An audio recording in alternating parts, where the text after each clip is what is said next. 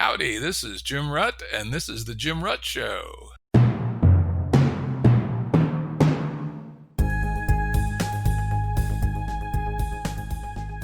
This is a Currents episode. Currents are shorter and less heavily produced than our full-length episodes and generally focus on a single topic. As always, links to books, articles, and organizations mentioned are available on the episode page at jimruttshow.com. That's jimruttshow.com. Today's guest on this Currents episode is Jim Coan, a professor in the psychology department at the University of Virginia and director of the Virginia Affective Neuroscience Laboratory. Thanks for having me on your show. This sounds really fun. Yeah, thanks for being here. It's been too long since we chatted. Indeed. To give a sense of some of the things that Jim works on, here's a quote from the website of his lab. High-quality social relationships correspond with longer, happier, and healthier lives. Facts that hold true as far as anyone knows, regardless of geography or culture. Is that kind of the center of your work? Yep. We are. That's sort of the center of gravity around which all my activities orbit. And many of my activities concern the sort of neural mechanisms that link social relationships to enhanced health and well-being outcomes. Cool. Well, let's hop into, as people know who listen to the podcast regularly, in a Currents episode, we typically start with one item in the news or a tweet somebody made, or in this case, a radio appearance Jim made on CBC radio, where he said if the isolation, and I'm presuming that's the isolation, in fact, I know from the COVID-19 pandemic drags on, Jim worries we might be headed for a social recession. So over to you, Jim. Tell us what you meant by social recession. And this radio quote was back around the 1st of April. What has transpired since that make you think differently or the same or more compared to where you were back in April? Well, the social recession is sort of analogous or even metaphorical, but if you think about a financial recession, you're really thinking about a widespread decrease in access to financial resources for a period of time, for whatever reason. And what I'm worried about when I say social recession is a widespread decrease in access to social resources. And that concerns me because social resources are the human body's original currency. That makes sense. Yeah, we think about what I've read about early stage peoples, foragers, etc.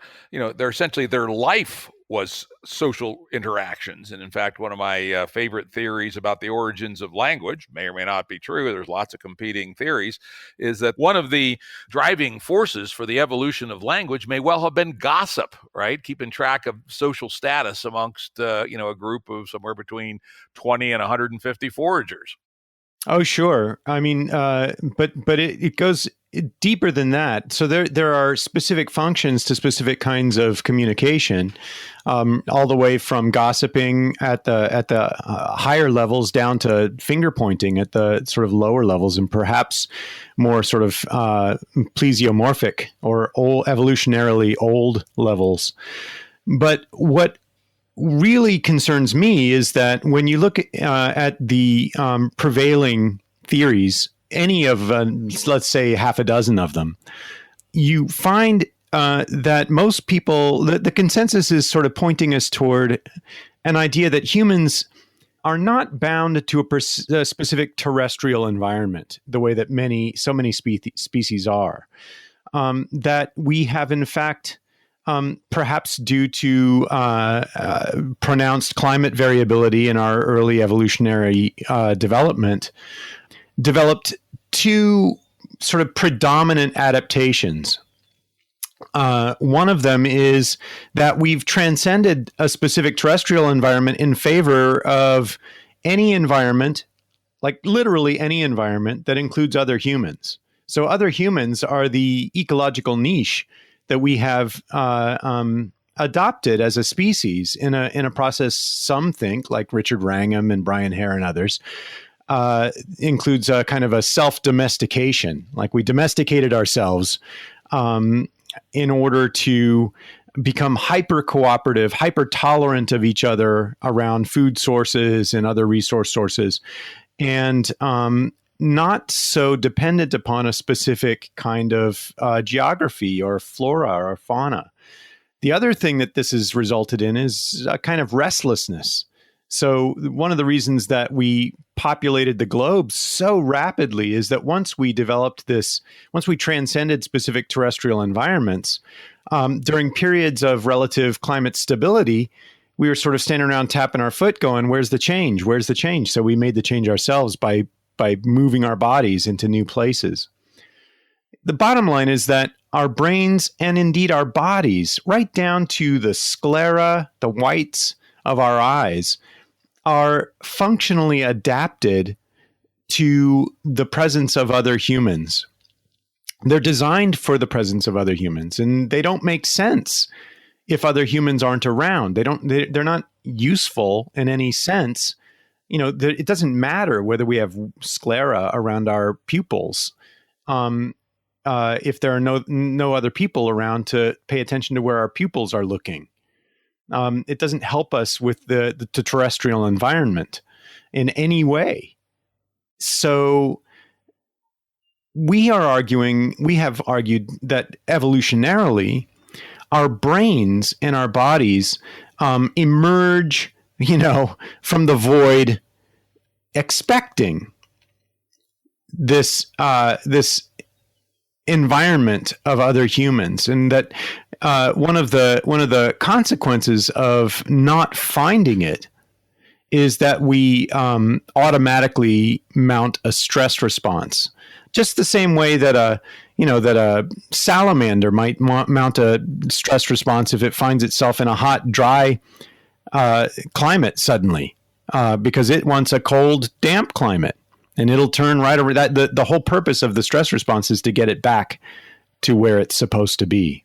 So we know that humans evolved in a social context. In fact, that people who listen to the show often know that I will say that cooperation is the human superpower that allows us to have penetrated the world. And then we'd say, well, we're close to chimps, but chimps don't cooperate anywhere near like humans. There was something probably around the development of language and other things allowed us to cooperate way more. And as you point out, we have physical mechanisms like the whites of the eyes and many, many others that show that we are deeply social. So presumably, your argument about social recession has something to do with what happens when the number of social interactions declines. Maybe you could go with that. Yeah. Well, so that gets us to sort of proximal mechanisms of how we cooperate. And this is where things get really, really weird. This is where things get almost science fiction-y for you and perhaps your listeners, and for me, for that matter, because I didn't necessarily expect what we wound up finding with these studies of, how do you take social support, proximity to a potential cooperative partner, and transform that into better health and well-being. Our results have surprised us, and I'm going to explain them to you right now instead of just going on with this dark and stormy night introduction. The thing is, we're not just autonomous units deciding to cooperate in a kind of additive fashion. When humans cooperate, we create synergistic effects, emergent properties that transcend the sort of additive contributions of our mutual cooperation. And that's really important because it means that cooperating with another human in terms of labor creates multiplicative effects. We actually create exponential gains, economies of scale, we say in our lab's parlance.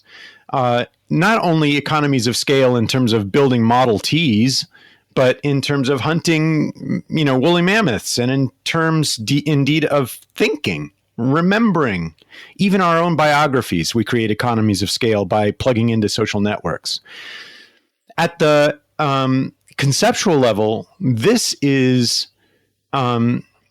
super interesting because it suggests that we are capable of sort of connecting up into units that are qualitatively different than the individual. So group level units, right? We create groups that have a groupishness to them that is not easily reducible to the individual units within the group.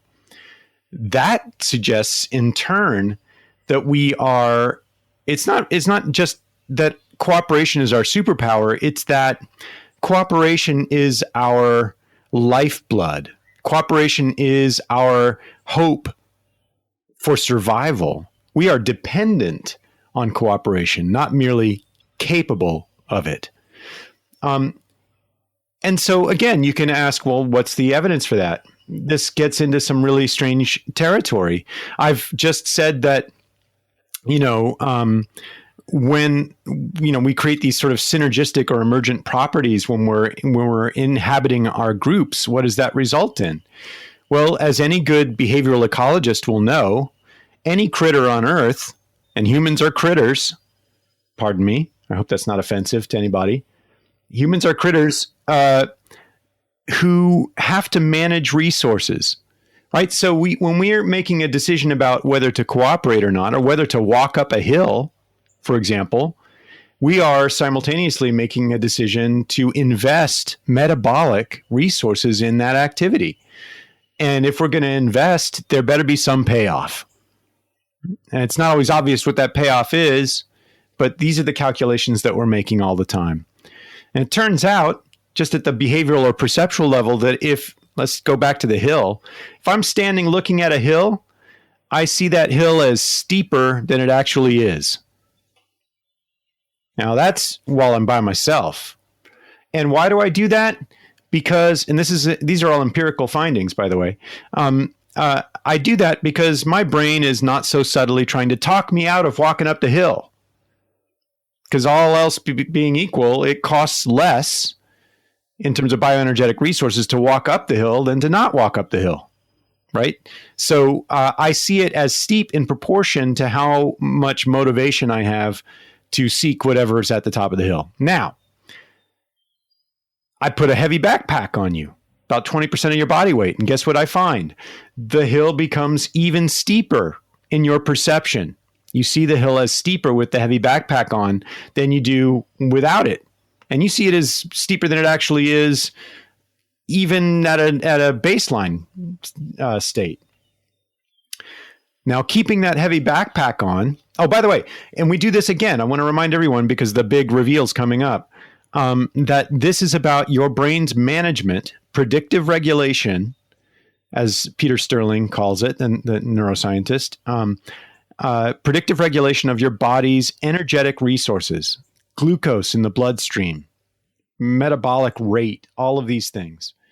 When your backpack is on, your heavy backpack is on, your bioenergetic resources are more heavily taxed. You have fewer available to you. So you see the hill as steeper, and that means that you're going to require something even greater at the top of the hill before you're going to invest all that bioenergetic work in climbing up it. Here's the big reveal. We put your good friend right next to you. You still have that heavy backpack on, but when your good friend is standing next to you, the hill corrects itself in terms of how you perceive its steepness. It looks less steep. And we've just framed this whole perceptual finding in terms of the brain's management of literal bioenergetic resources. How does it take a friend standing next to you and translate that into a sort of budget that assumes more bioenergetic resources? We're not going to eat our friend. I mean, most of us not going to do that most of the time. Well, this is where we have to talk about how the brain creates a model of the self and what the self is. And this is some neuroscientific work that I published initially back in 2013. We have a big replication coming out with a much larger, more robust, and more representative sample.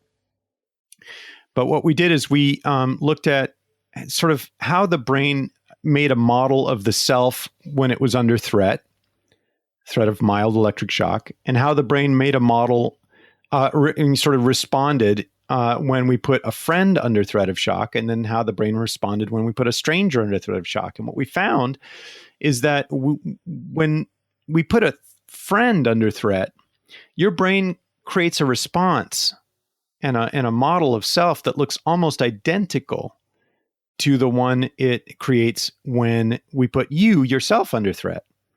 But that's not true for a stranger at all.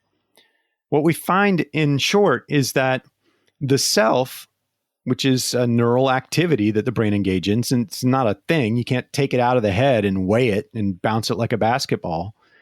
The self is an activity. We self as a verb. We engage in selfing.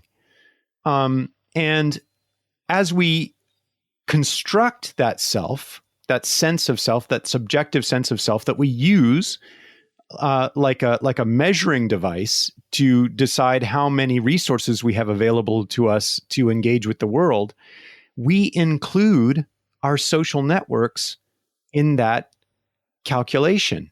We include our social networks, indeed, in that representation of what our self is and contains. And people will, if you look in literature and, song lyrics from the 1970s, if you look at the way children talk about themselves, we have documented all of these things in various writings. People will say when they're around their loved one, they feel larger, they feel more powerful, they feel taller. And what we're arguing is that the brain is in fact giving them that literal perception, much the same way that a friend standing next to you alters your perception of the steepness of a hill. So extrapolate this out to our fear, my fear, at least, of social recession. When during the best of times, when we're around a rich social network, which I will remind you, we think the brain assumes is going to be there as it budgets its energetic resources in its daily activities. When under normal circumstances, we're relatively calm. We tend to budget more resources toward things like the immune system, growing hair, repairing tissue, just dealing with our the proverbial leaky roofs of our bodies, and thinking about things like composing operas, writing books, making art, thinking of new ways to put an addition onto your house, instead of devoting those cognitive resources to dealing with getting food or avoiding danger.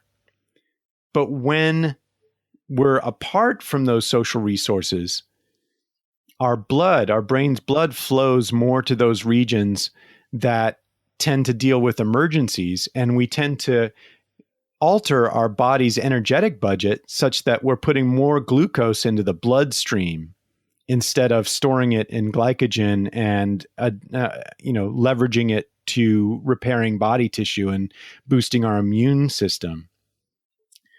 And that's because we have figured out when we're alone that we have fewer social resources to draw from.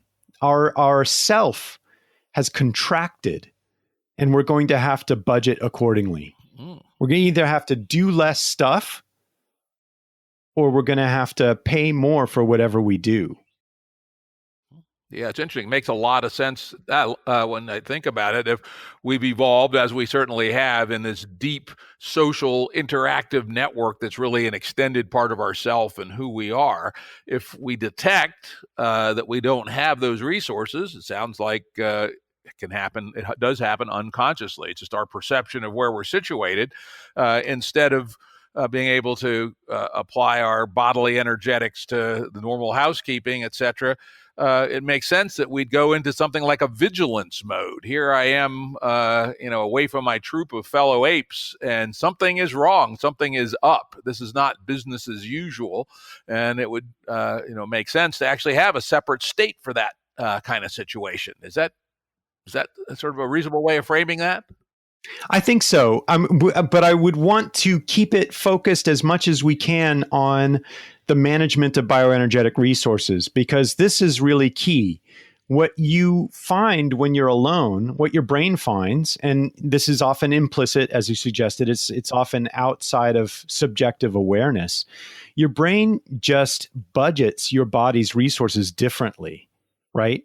So it assumes access to fewer resources when you're by yourself. And that means you have to decide differently about what kind of behaviors to engage in, because all behavior is costly, right? So if you're going to go, up that hill, that steep hill with that heavy backpack on, if you had your friend with you, well, then maybe there's a cupcake at the top, and that's sufficient motivation to go up to the top because your friend's with you. You've got extra energy.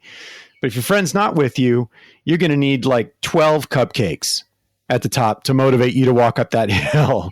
Okay. Right. So that's one thing. But the other thing is, if you look at it from the other perspective, chances are the number of cupcakes on the top of the hill hasn't changed. So what does that mean? You're just not going to go up that hill. So let's move out of metaphor zone and back into real life. What does that look like? That looks like lying in bed, lying around the house, not going out. That looks like depression. In fact, that is depression. When you start going through long periods of adjusting to a world in which you have fewer resources, everything that you do looks like the proverbial steeper hill. It's harder to go to the store. It's harder to put on your shoes. It's harder to get up out of bed. It's harder to go anywhere, do anything. Now imagine that you are, and I don't have to imagine this very hard, imagine that you are a young parent. You've got a 7-year-old and a 9-year-old at home, for example, as I do. And you've got a homeschool. So you've lost the social resource of the schools and daycare. You've got your job. You've got no access or limited access to friends, grandparents, babysitters. It's hard for a lot of people to do anything but sleep. Yep. Okay. I'm getting it. This is very interesting. So let me see if I can rephrase it, which is one of the things I try to do on the show quite a bit. And then you tell me whether I'm missing the essentials or not. That we pick up a implicit signal from our social context, which drives, deep level energetic metabolic processes in our brain, such that we have more glucose in our blood and less of it's used for bodily restorative things, which changes how our brain / emotional states evaluate opportunity versus costs, a la the desire or motivation to climb up the hill to get one cupcake, in such a way that systematically we are in a state that is not different than being depressed. In fact, maybe that is what being depressed is. Is that pretty close to the story in 2 sentences? That's the story. That's the basic story. Okay. So we'll either be depressed and lie around and try not to spend those metabolic resources so we can devote as many of them as possible to taking minimal care of our bodies, or we'll mount a full-on stress response so that we have enough energy to get out into the world and do things, and we'll subject our bodies to what in our lab we call physiological weathering, where we are constantly on a kind of a slow drip kind of fashion, moving through the world without sufficiently protecting ourselves from infection or devoting our resources to taking care of our bodies. So by weathering, we slowly deteriorate. That starts affecting our health. This is This is why people under chronic stress not only can become depressed and anxious, but in fact are likely to get sick.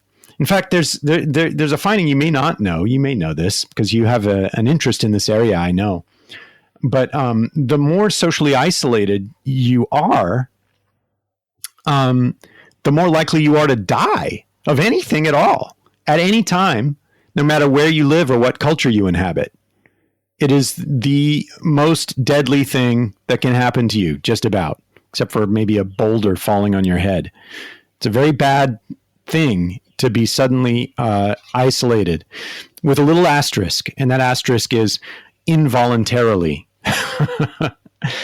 There are few things more wonderful and soothing and beautiful than voluntary isolation, when you have the option to go and reconnect with your social group whenever you want. Then, because social groups are also an investment, and then you can rest from that investment. But when it's involuntary, you are screwed. And that's where we're at for sure, right? Yes. What would we expect to see as implications or ramifications or next order effects from this period of involuntary separation from our social contexts? Well, I mean, one of the things that I worry most about is that when you are overtaxed in this way by involuntary isolation, one of the regions of the brain that is going to be fatigued or slowly disinvested in is your prefrontal cortex, your ability to think abstractly, plan contingencies that make sense, etc. So, I mean, in effect, you get dumber, right when we should not get dumber. This is a bad time for all of us to get dumber. But that's one of the things that we can expect from long periods of social isolation.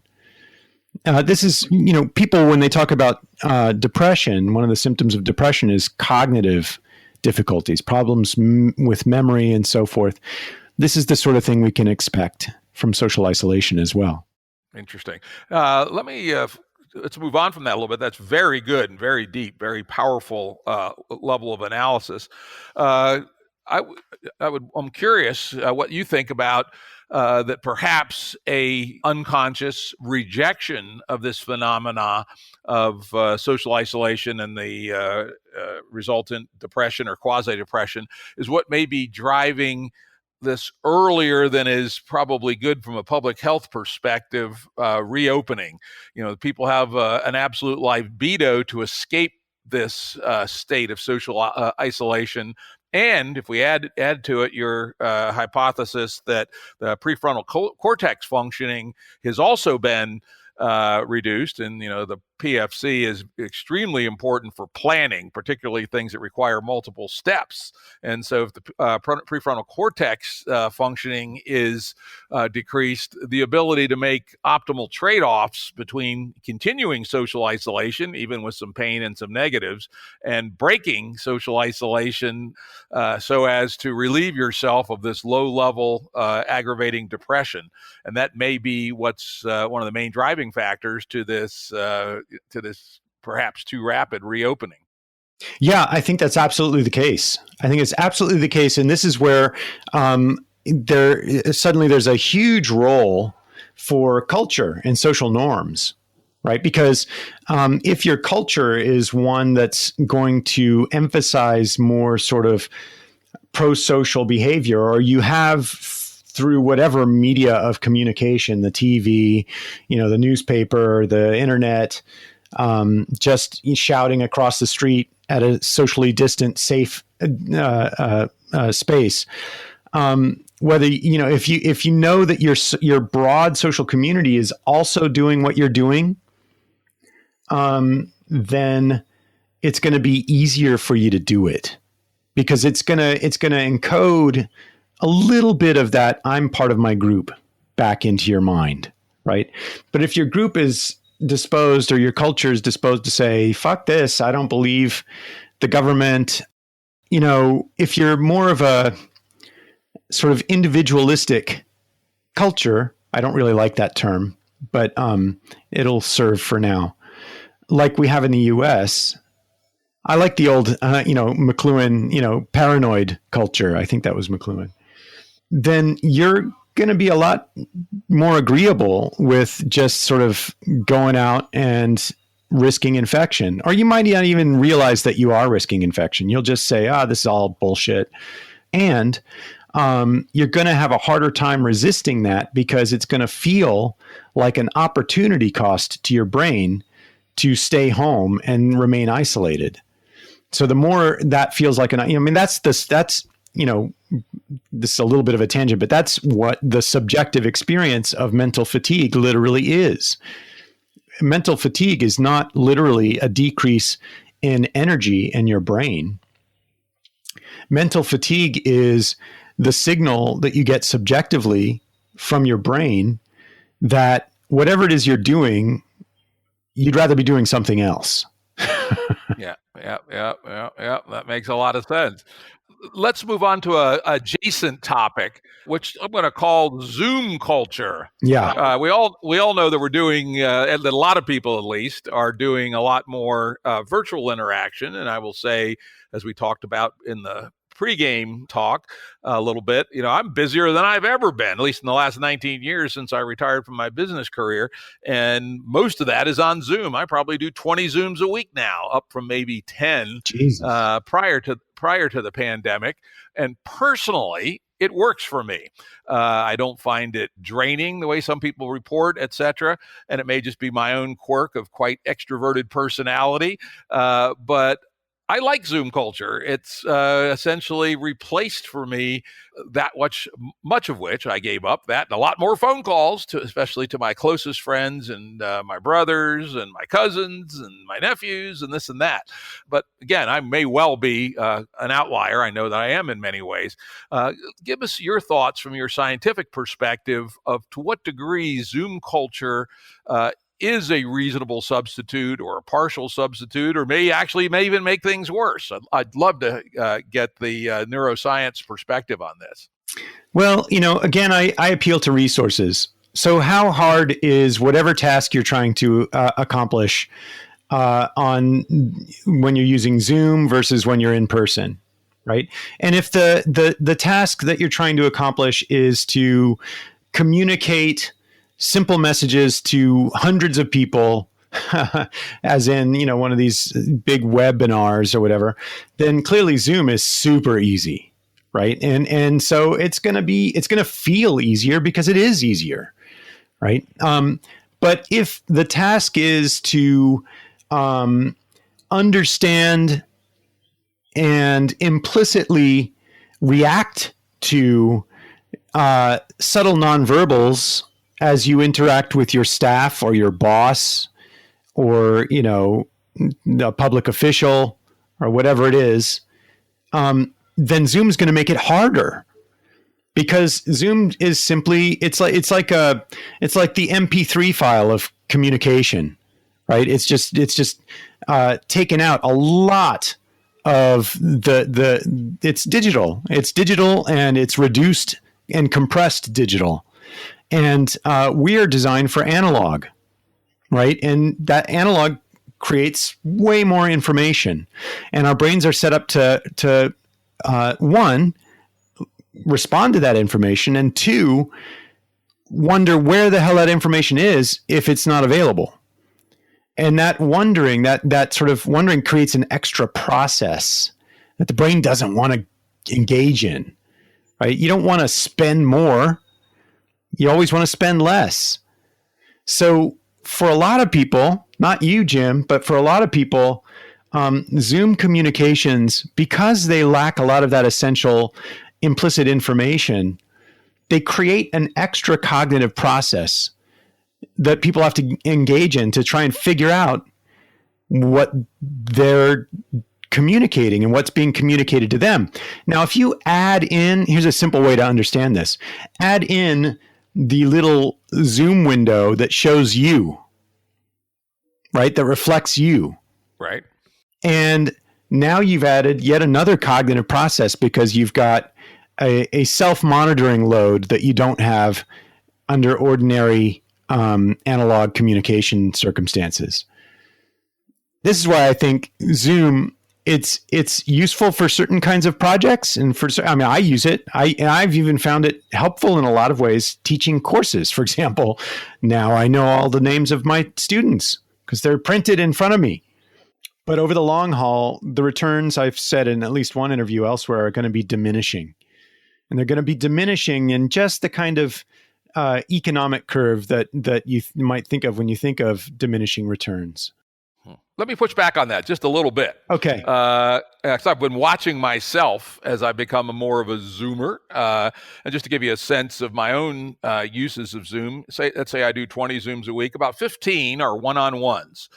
Communications with people who reach out to me through having heard my podcast or are active on my Facebook groups, Rally Point Alpha and the Game B group, or lots of old friends. Just pairwise interactions, and those are pretty good. And then the most interesting ones are 3 or 4 small group conversations a week, somewhere between 4 and 8 people, and those seem to go well. And then 1 a week or maybe 2 of these large group webinar things, which I find okay, frankly, in the same way that going to big scientific meetings are just okay, right? Yeah. That the real meat at a scientific meeting to me is the conversation in the hallway and having a beer afterwards, rather than the presentations. And I find the same effect from Zoom. But here's where I push back a little bit. As I said, I've been a Zoomer now with a significant amount of my interactions with the world, but less than currently, for a couple of years. And I found that I've developed what we might call procedural memories, or now unloaded tasks that help me make Zoom better. You mentioned one, and when people ask me, how do you use Zoom without going insane? I say the first thing is never look at that little box with you in it. It's interesting that I discovered more or less intuitively what you could explain from a neuro and body energy perspective, which is looking at your own little box in Zoom makes you do some processing that's totally useless and may well be net negative, right? Because we don't have that experience in the real world, and why the hell would we want to do it now? So don't do that. The other thing I have noticed, particularly in these small groups, which to me are more difficult to cognitively process than the pairwise. The pairwise I look at as a much augmented form of a phone call, basically. So that is something we already know how to do, is do long phone calls with our friends and people that want to talk to us. And this is just a better way of doing phone calls. But the small group part, where you really have to read body language and whose turn it is to talk and all those sorts of things, I find that I am now focusing on people's bodily motions way more than I used to. Looking at their hands. Are their hands calm on their desk, or are their hands kind of fidgeting around and they're spreading and opening their fingers, which I think I'm reading now is that, hey, they feel it's their turn to talk, right? Are they leaning into the camera and the mic, or are they sitting back with their arms crossed? And I probably wasn't doing that very much, or at least as much on March 1st as I am doing now. So I think that it is possible to learn to build unconscious, so therefore relatively unloaded cognitive processes that allow one to extract a lot, though not all, of the cues we get in, let's focus particularly on this small group thing in face-to-face from Zoom. And I'm finding that the small groups are working better now than they were 3 months ago. Oh, I think we're all getting better at it. But I will say that my prediction, if I could borrow the eyes of God for a little while to look at some of your Zoom interactions, would be that it's not just you that's noticing the finger movements and body postures of your conversation partners, but it's also your conversation partners who are spending more time noticing their own body postures and their finger movements and et cetera. And that, not to get too fancy, but, anytime you have a conversation, you start, especially as the conversation moves on, you start creating a kind of a little mini dynamical system, right? And so all of that's going to work its way in. the system itself is going to have a kind of cognitive load that I worry about. Now, I could be wrong. I'm totally speculating there. And I would also say that I have found certain activities to be remarkably easier with Zoom. And this is something that I'm going to remember as things, if things ever get back to normal. So, for example, one of the things I spend a lot of my time doing is editing papers with grad students. And kind of everybody hates that. Students hate it. I hate it. We pass manuscripts back and forth. They get lost. What version is it? You know, when we sit together in a room, it feels awkward to sit side by side looking at a screen together. But somehow doing a Zoom conversation and sharing the screen and looking at the document at the same time, it's just magical. I do it every day now and find it actually enjoyable. Whereas before I used to find it horrible. So I don't know. I haven't thought carefully about why that is, but I'll grant you that is one area that seems like Zoom has made more efficient. And efficiency, if I'm right about all the stuff we've been talking about today, efficiency is the name of the game. Yeah, that makes, of course, a lot of sense. If evolution is what brought us to where we're at, and shocking, I actually believe in evolution, unlike half of Americans, then energetics has got to be one of the main drivers, lower level drivers of evolution. We all know the real payoff is, did you successfully reproduce? And everything else is secondary to that. But energetics has got to be a very big supporting pylon in that structure. Let's move on to our last topic. Which is a recent tweet from you, a retweet of a New York Times article. And I think this plays into an awful lot of what we're talking about, though in a somewhat different domain. And the title of the article was "Expecting Students to Play It Safe If Colleges Reopen is a Fantasy." And the subtitle of the article was "Safety Plans Border on Delusional and Could Lead to Outbreaks of COVID-19 Among Students, Faculty, and Staff." And this has got to be pretty important in your life at a major university that either I don't even know what UVA is doing, but react to that. Oh, well, geez, man. I mean, look, we're all under all this cognitive load because we've been socially isolated for months. So under the best circumstances, none of us is doing our best work right now. Maybe you are. Maybe you're doing your best work. I don't want to speak for everybody. But most people are not. And also under the best circumstances, people who are in the developmental phase of their life that we call late adolescence are not great decision makers, by and large. Insurance companies know this very well. That's why, and we don't know this well enough as a society to keep people from driving, for example, until they're 30. Just what I'd like to do. Not really. But let them vote at 16, but don't let them drive until they're 30. But the thing is, there's also this terrifying reality that institutions like UVA are facing, which is just unfathomable hits in financial resources. I mean, the millions of dollars per semester that translate to support staff jobs, people's livelihoods, the ability to institutionally support research and teaching. I mean, it goes on to keep the lights on. And so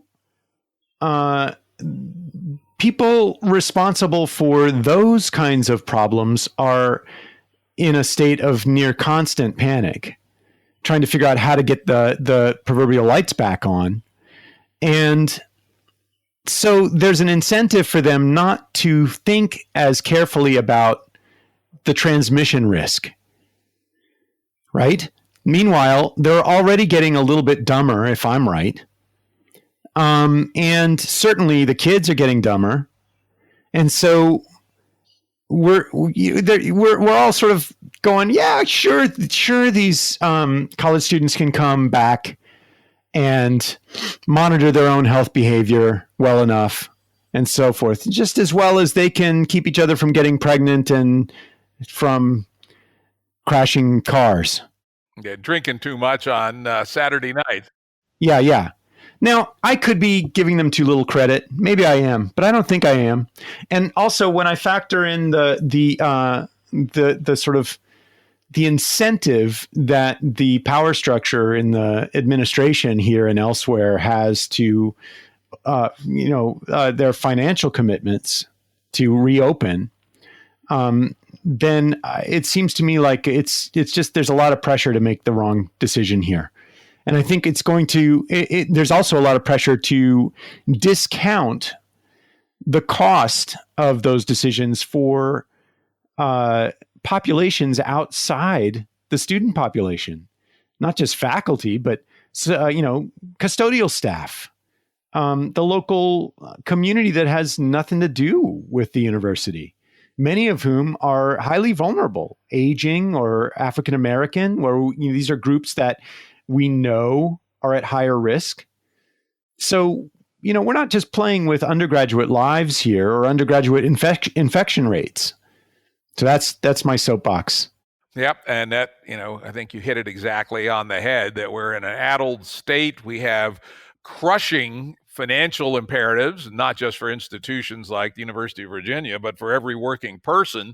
And then we have the moral, social network effects, right? It's, truthfully, if one were an Ayn Randian crazed individualist, you could say we each take the risk and reward for ourselves. But that is not true. As you point out, we're all connected on a social network, and someone who decides to expose themselves to more risk is actually increasing the risk for lots of people around them, many people who they don't even know in the second and third order social network. That's right. So we got ourselves quite a conundrum here. We're not going to try to solve it today, and I want to thank you, Jim, for an extraordinarily interesting, deep, and perceptive conversation. Thank you, Jim. I had a great time. Yeah, it really was. It was good. Production services and audio editing by Jared Janes Consulting. Music by Tom Muller at modernspacemusic.com.